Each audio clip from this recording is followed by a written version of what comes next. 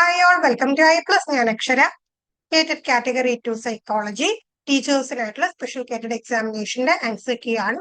Tentative ആയിട്ടുള്ള answer key ആണ്. Detail ആയിട്ടുള്ള ആൻസർ കീ ഡിസ്കഷൻ പിന്നീട് നമ്മുടെ ചാനലിൽ അപ്ലോഡ് ആവുന്നതായിരിക്കും. ആദ്യത്തെ ചോദ്യം, നാഷണൽ എഡ്യൂക്കേഷൻ പോളിസി 2020 ചെയർമാൻ ആരായിരുന്നു? NEP 2020 ചെയർമാൻ ആരായിരുന്നു? കസ്തൂരി രംഗൻ ആയിരുന്നു NEP 2020 ചെയർമാൻ. അടുത്ത ചോദ്യം, വൈജ്ഞാനിക ഭൂപടം കൺസെപ്റ്റ് മാപ്പ് എന്ന ആശയം അവതരിപ്പിച്ച മനഃശാസ്ത്രജ്ഞൻ ആരാണ്? ടോൾമാൻ ആണ് വൈജ്ഞാനിക ഭൂപടം എന്ന ആശയം അവതരിപ്പിച്ചത്. അടുത്ത ചോദ്യം, മാനസിക അപഗ്രഥന സിദ്ധാന്തം സൈക്കോ അനാലിസിസ് ആവിഷ്കരിച്ചത്? വളരെ ഡയറക്റ്റ് ആയിട്ടുള്ള ചോദ്യമാണ്. ആരാണ്? സിഗ്മണ്ട് ഫ്രോയിഡ് ആണ് സൈക്കോ അനാലിസിസ് തിയറി പ്രപ്പോസ് ചെയ്തത്. അടുത്ത ചോദ്യം നമുക്ക് ബിഹേവിയറിസത്തിൽ നിന്നാണ്. SR ബന്ധത്തിന് പകരം RS ബന്ധത്തിനും പ്രബലനത്തിനും ഊന്നൽ നൽകിയത് ആരും? ഇപ്പൊ നമുക്ക് ഈ ഒരു SR സ്റ്റിമുലസ് റെസ്പോൺസ് ബന്ധത്തിന് പകരം റെസ്പോൺസ് സ്റ്റിമുലസ് എന്ന ബന്ധത്തിന് പ്രാധാന്യം കൊടുത്തു. അതോടൊപ്പം തന്നെ എന്താണ്? പ്രബലനം റീഇൻഫോഴ്സ്മെന്റിന് ഊന്നൽ നൽകി. ഇപ്പൊ തന്നെ നമുക്ക് മനസ്സിലാക്കാൻ കഴിയും എന്ത് സിദ്ധാന്തമാണ്? ഒപ്പാരന്റ് കണ്ടീഷനിങ് ആണ് അല്ലെ? പ്രവർത്തനാനുബന്ധന സിദ്ധാന്തമാണ്. ആരാണ് അതുമായി ബന്ധപ്പെട്ടത്? സ്കിന്നർ ആണ്. അടുത്ത ചോദ്യം, പഠനത്തിൽ അന്തർദൃഷ്ടിയാണ് മുഖ്യ ഘടകം എന്ന സിദ്ധാന്തം അവതരിപ്പിച്ചത്? ഇൻസൈറ്റ് ലേണിംഗ് ആണ് പ്രധാനപ്പെട്ട ഘടകം എന്ന സിദ്ധാന്തം അവതരിപ്പിച്ചത് ആരാണ്? ഏത് വാദമാണ്? ഗസ്റ്റാൾട്ട് വാദമാണ്. ഗസ്റ്റാൾട്ട് സൈക്കോളജി ആണ്. അടുത്തത് ഐക്യുമായി ബന്ധപ്പെട്ട ചോദ്യമാണ്. ഐക്യുമായിട്ട് ബന്ധപ്പെട്ട് കാൽക്കുലേഷൻസ് ചെയ്യാനായിട്ട് 2 ചോദ്യങ്ങൾ ഈ ഒരു ചോദ്യ പേപ്പറിൽ ഉണ്ടായിരുന്നു. ആദ്യത്തെ ചോദ്യം ഇതാണ്. 2 കുട്ടികൾക്ക് ഒരേ മാനസിക വയസ്സാണ്, മെന്റൽ ഏജ് 12. എന്നാൽ ഒന്നാമത്തെ കുട്ടിക്ക് 10 വയസ്സും രണ്ടാമത്തെ കുട്ടിക്ക് 15 വയസ്സുമാണെങ്കിൽ ആരുടെ ഐക്യു ആണ് കൂടുതൽ? അപ്പൊ നമുക്ക് ഇവിടെ എന്താണ് പ്രോബ്ലം? നമ്മൾ ചെയ്ത് നോക്കണം. നമുക്ക് ഇക്വേഷൻ അറിയാം. IQ = MA/CA × 100 ആണെന്ന് അറിയാം. നമ്മൾ ഒന്നാമത്തെ കുട്ടിയുടെ MA എത്രയാണ്? 12 ആണ്. CA 10 ആണ്. അങ്ങനെയാണെങ്കിൽ IQ എങ്ങനെ കണ്ടെത്തും? 12 / 10 × 100 120 വരും. അതേപോലെ രണ്ടാമത്തെ കുട്ടിയുടെ മെന്റൽ ഏജ് 12 തന്നെയാണ്. ക്രോണോളജിക്കൽ ഏജ് എത്രയാണ്? 15 ആണ്. അപ്പൊ 12/15 × 100 ചെയ്യുമ്പോൾ എത്ര കിട്ടും? 80 കിട്ടും. അപ്പൊ നമുക്ക് എന്ത് മനസ്സിലായി? ഒന്നാമത്തെ കുട്ടിയുടേതാണ് IQ കൂടിയത്. അപ്പൊ നമ്മുടെ B ഓപ്ഷൻ ആണ് ഒന്നാമത്തെ കുട്ടി. അടുത്ത ചോദ്യം, സമീപസ്ഥ വികസന മണ്ഡലം എന്ന ആശയം രൂപപ്പെടുത്തിയത് ആര്? നമ്മൾ സ്ഥിരമായിട്ട് ചോദിക്കുന്ന ഒരു ചോദ്യമാണ്. എത്ര വട്ടം ഇത് റിപ്പീറ്റ് ചെയ്തെന്ന് നമുക്ക് എണ്ണാൻ പോലും പറ്റില്ല. അത്രയധികം റിപ്പീറ്റ് ചെയ്യുന്ന ഒരു ചോദ്യമാണ്. ZPD സോൺ പ്രോക്സിമൽ ഡെവലപ്മെന്റ് ആരുമായി ബന്ധപ്പെട്ടിരിക്കുന്നു? വൈഗോട്സ്കി ആയിട്ട് ബന്ധപ്പെട്ടിരിക്കുന്നു. അടുത്ത ചോദ്യം, താഴെ പറയുന്നവയിൽ ആന്തരിക അഭിപ്രേരണയ്ക്ക് ഉദാഹരണം ഏത്? ആന്തരിക അഭിപ്രേരണ എന്ന് പറയുമ്പോൾ അറിയാലോ, ഇൻട്രിൻസിക് ആയിട്ടുള്ള മോട്ടിവേഷന്റെ ഉദാഹരണം ഈ കൂട്ടത്തിൽ ഏതാണ്?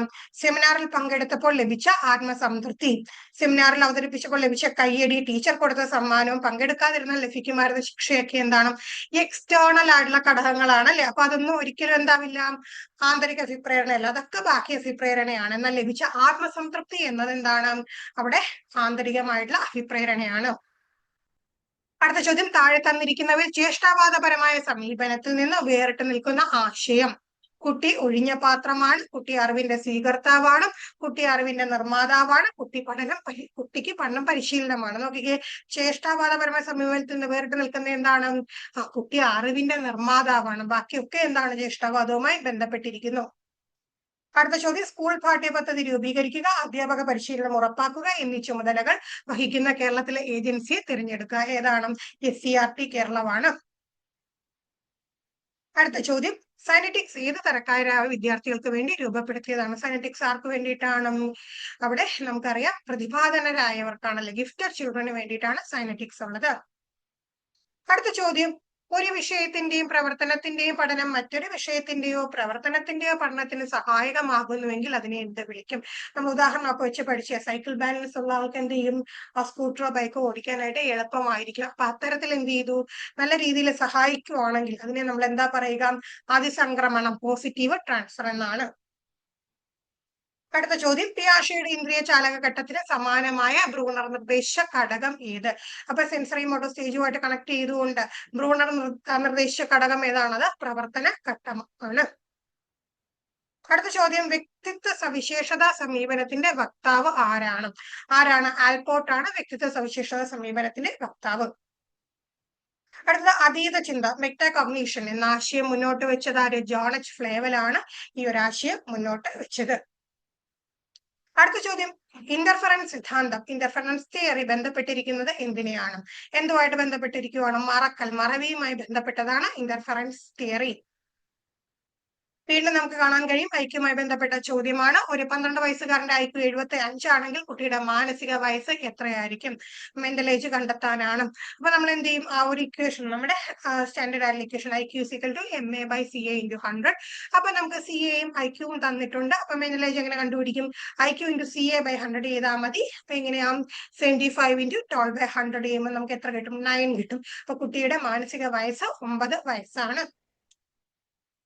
അടുത്ത ചോദ്യം, ആർജിച്ച അറിവിൽ നിന്നും നിരന്തരം അറിവുകൾ കൂട്ടിച്ചേർത്ത അറിവിന്റെ വ്യാപ്തി വിപുലപ്പെടുത്തുന്ന പഠന രീതിയെ അറിയപ്പെടുന്നത് എന്താണ്?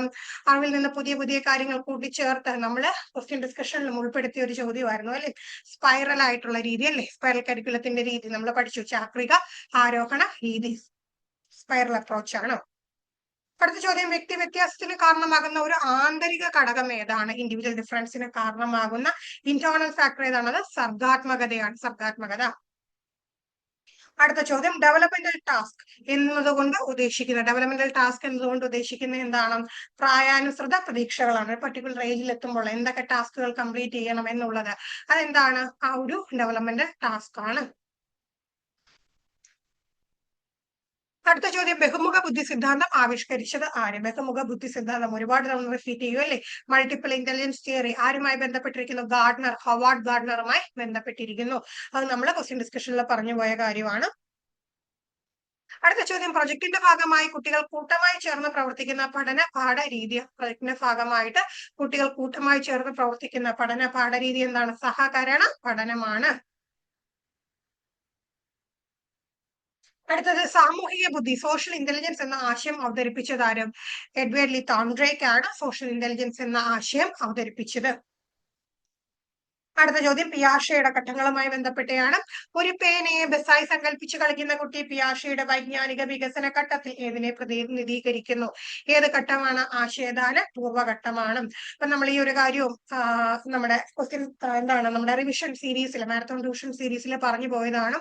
അപ്പൊ എന്താണ്? പേനയെ ബസായി സങ്കല്പിക്കുന്നു, നമ്മൾ പാവക്കുട്ടിയെ സുഹൃത്തായി സങ്കല്പിക്കുന്നു എന്നുള്ള ചോദ്യമായിരുന്നു അവിടെ ഉപയോഗിച്ചിരുന്നത്. അടുത്ത ചോദ്യം, താഴെ പറയുന്നവയിൽ നിന്നും സർഗശേഷി നിർണ്ണയിക്കാൻ ഉപയോഗിക്കാവുന്ന ശോധകം തിരഞ്ഞെടുക്കുക. ക്രിയേറ്റിവിറ്റി നിർണ്ണയിക്കാൻ ഉപയോഗിക്കുന്ന ശോധകം ഏതാണത്? പാസി ടെസ്റ്റ് ആണ്. അടുത്ത ചോദ്യം, പിയാഷയുടെ വൈജ്ഞാനിക പഠന സിദ്ധാന്തവുമായി ബന്ധപ്പെടാത്ത ആശയമാണ്. പിയാഷയുമായി ബന്ധമില്ലാത്ത എന്തിനാണ്? സ്കഫോൾഡിങ്ങിനാണ്. കൈത്താങ് അതാരുമായിട്ട് ബന്ധപ്പെട്ടാണ്? സ്കഫോൾഡിങ്ങും വൈഗോട്സ്കിയായി ബന്ധപ്പെട്ടാണെന്ന് നമുക്ക് അറിയാം. അടുത്ത ചോദ്യം, സാമൂഹിക ഭാഷണം, സ്വയം ഭാഷണം, ആന്തരിക ഭാഷണം എന്നീ ക്രമത്തിലാണ് ഭാഷ കുട്ടിയിൽ വികാസം പ്രാപിക്കുന്നത് എന്ന് വിശദീകരിച്ചത് ആരാണ്? വൈഗോട്സ്കി ആണ്. അടുത്ത ചോദ്യം, അസ്വീകാര്യമായ ആഗ്രഹങ്ങളെ ശക്തമായ സാമൂഹിക അംഗീകാരമുള്ള പാതയിലേക്ക് വിടുന്ന പ്രക്രിയയെ അറിയപ്പെടുന്നത് എന്താണ്? ഉദാത്തീകരണമാണ്. നമ്മുടെ മാരത്തോൺ സെക്ഷനിൽ ഓരോ എന്താണ് ഈ ഒരു മെക്കാനിസത്തെ പറ്റി, അഡ്ജസ്റ്റ്മെന്റ് മെക്കാനിസത്തെ പറ്റി നമ്മൾ ഉദാഹരണ സഹിതം പഠിച്ചതാണ്. അപ്പൊ ഇത് നമ്മളിവിടെ പഠിച്ചു പോയാണല്ലേ. ഒരുപാട് കോപമുള്ള ഒരാൾ എന്താകുന്നു? ഒരു ബോക്സിംഗ് കോച്ച് ആകുന്നു, ദുഃഖമുള്ളയാൾ കവിയാകുന്നു എന്നൊക്കെ പറഞ്ഞുകൊണ്ട് നമ്മൾ ആ ഒരു ഉദാഹരണങ്ങളൊക്കെ അവിടെ നോക്കിയതാണ്. അടുത്ത മാസ്ലോയുടെ ആവശ്യമുള്ള ശ്രേണിയാണ്. ഏറ്റവും മുകളിലത്തെ ഏതാണ്? ഏറ്റവും ഹയർ ആയിട്ടുള്ള നീഡ് എന്താണ്? സ്വയം സാക്ഷാത്കാര ആവശ്യങ്ങൾ, സെൽഫ് ആക്ച്വലൈസേഷൻ നീഡ്സ് ആണ്. അടുത്തത്, താഴെ പറയുന്നതിൽ പ്രക്ഷേപണ ശോധകം അല്ലാത്തത് ഏത്? പ്രൊജക്റ്റീവ് ടെക്നിക്ക് അല്ലാത്ത ഏതാണ്? സാമൂഹ്യ മിതിയാണ്, സോഷ്യോമെട്രിയാണ്. പദസംയോജന പരീക്ഷയും വാക്യപൂർണ്ണ പരീക്ഷയും വശീപ്പ് പരീക്ഷയും ഒക്കെ എന്താണ്? പ്രക്ഷേപണ ശോധകങ്ങളാണ്. ഇതും നമ്മൾ ക്ലാസ്സിൽ ഡിസ്കസ് ചെയ്തിട്ടുള്ളതായിരുന്നു. റിലേറ്റീവ്ലി വലിയ ബുദ്ധിമുട്ടില്ലാത്ത ഒരു പരീക്ഷയായിരുന്നു. എല്ലാവർക്കും നല്ലൊരു സ്കോർ കിട്ടിക്കാണുമെന്ന് പ്രതീക്ഷിക്കുന്നു. അപ്പൊ ഡീറ്റെയിൽ ആയിട്ടുള്ള ആൻസർ കീ നമുക്ക് പിന്നീട് അപ്ലോഡ് ചെയ്യാം. മറ്റൊരു വീഡിയോയുമായി വീണ്ടും കാണാം. Thank you all.